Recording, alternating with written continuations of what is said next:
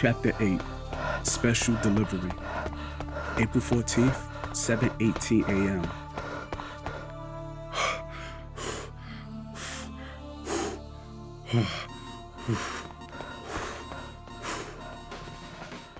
Cadet Officer Assistant, paragraph 39, sprints up the emergency staircase aboard the Almagest. His destination is the 15th floor. His rapid ascent to the central hub, a place where his leader can often be found overseeing the operations of the airship, causes him to pant as he swooshes past every level. With effort, he successfully reaches the floor where Odem's command center is, and must walk the length of multiple football fields to reach his destination. A feat of this caliber deserves no special acknowledgement. However, the information he carries with him is something that will, without a doubt, grant him everlasting fame within the ranks of the most advanced military organization in the world. Because Cadet Officer Assistant, paragraph 39, possesses a secret of such value, it is not all too unbelievable to understand why he has chosen to keep it to himself and deliver it to Odem personally. Anyone who is anyone on the Almagest will most likely kill for the opportunity to share with their master what he does, as it is guaranteed to present them with the opportunity of a lifetime. Therefore, he dismisses his exhaustion and walks down the long hallway at a hurried but stable pace. The hopeful soldier envisions the enhancement to life he will soon enjoy once he delivers this highly desired data. Promotion to superior official is the first vision of grandeur he entertains, a rank granting a man in Chapter 5 authority over a company of 250 combatants, topped with a salary comparable to a star NBA rookie. When compared to the measly $24,000 he gets a year for monitoring, not operating, the shield system on board the Almagest, it is no wonder he is going through such lengths. The middle-aged cadet officer assistant's stroll of dreams is interrupted by the sound of the staircase door behind him squeaking. He turns to look back and sees an official emerging from the stairwell, possessing the exact hungry look for fortune on his face as he does. Hey, paragraph 39. Wait, 39, wait! The official shouts. Paragraph 39 recognizes the voice of the official calling out to him. It happens to be the same voice of one of the men he stole the printout of information from before he snuck out of the highly secured room he had no business being in. Typically, information of this level will naturally be sent to Seren, Odem's younger sister and supreme zenith of Chapter 5, digitally. Besides the title of Supreme Zenith granting her command over Chapter 5's entire military, it also means any reports deemed important by her staff and deserving of Odem's attention must first be delivered to her in person. Even though Odem never made such a rule, it is unlikely anyone's ever broken it. It is abundantly clear to paragraph 39 that the official shouting at him to slow down figured out his plan. As a result, he has also decided to attempt to acquire what 39 is ready to die for. 39 realizes this and adds more pep in his stride, which his commanding officer behind him responds to with a jog. After a few moments, both men, about 40 yards apart, are jogging towards the command center. The original staircase that got them to this floor flies open again, and two more officials emerge. Already hip to 39's scheme, these officials violently explode through the door already in a full sprint. Both paragraph 39 and his commanding officer look back and see the men quickly approaching. 39 transitions into a sprint, passing various doors along his route, each one leading to a different area in the Almagest. One of the doors swing open, almost knocking him over, as another official pokes his head out to see all the commotion. 3 more men enter the hallway and instantly engage in a full sprint towards the command center. The official who poked his head out also joins the marathon. Not because he wants what everyone else wants or knows what it is that has everyone on the move, but because some men aboard the Almagest strongly believe that running while confused is much more sensible than simply standing while confused.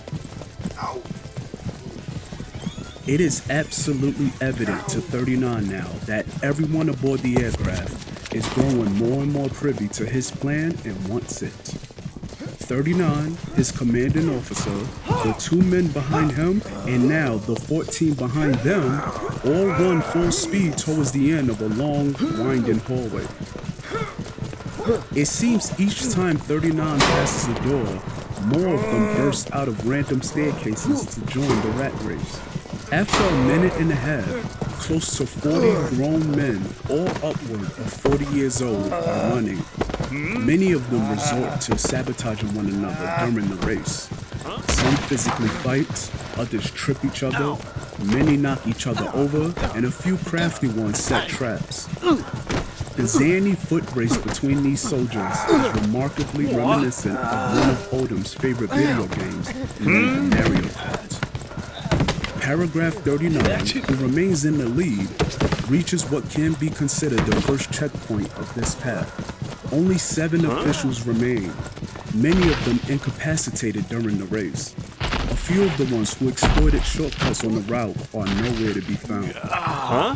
More than likely, they entered an uncharted area of the vast maze that exists within the airship and were ejected out of some orifice located at the bottom of the aircraft.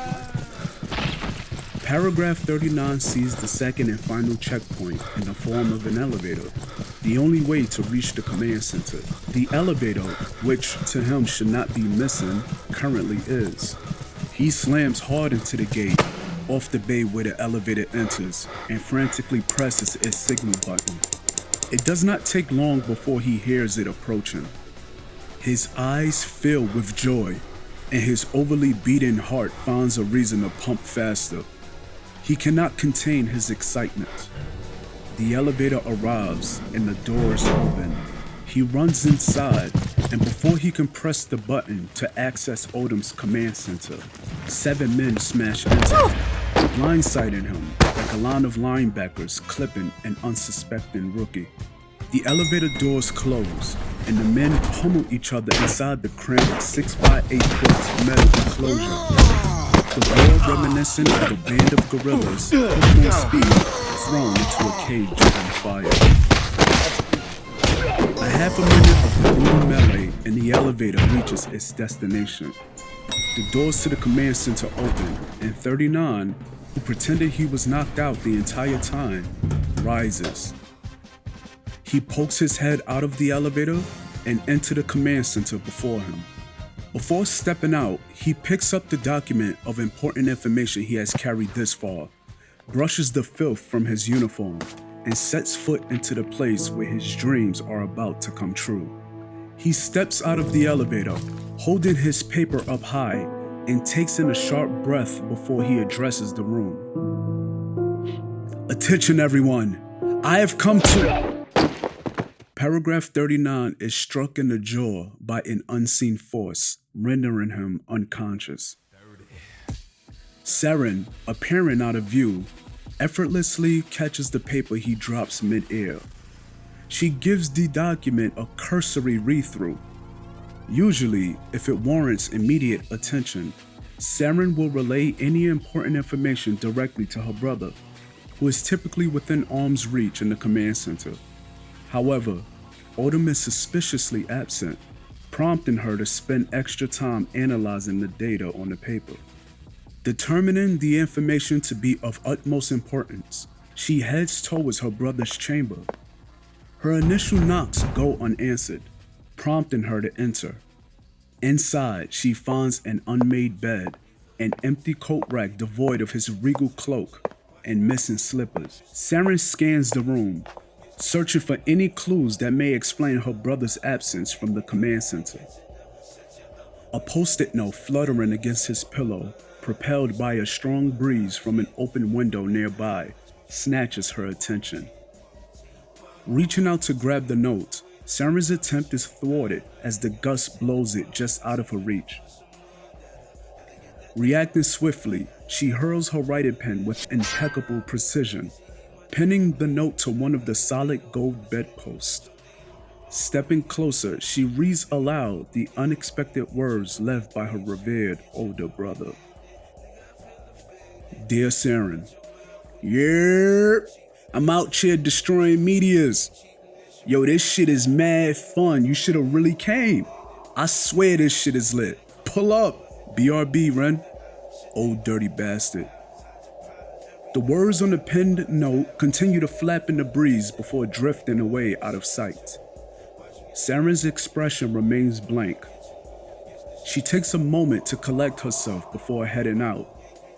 As she prepares to leave, she glances to her left at the chamber's windows and notices, behind the billowing curtains, an open window just wide enough for Odem's large frame to pass through.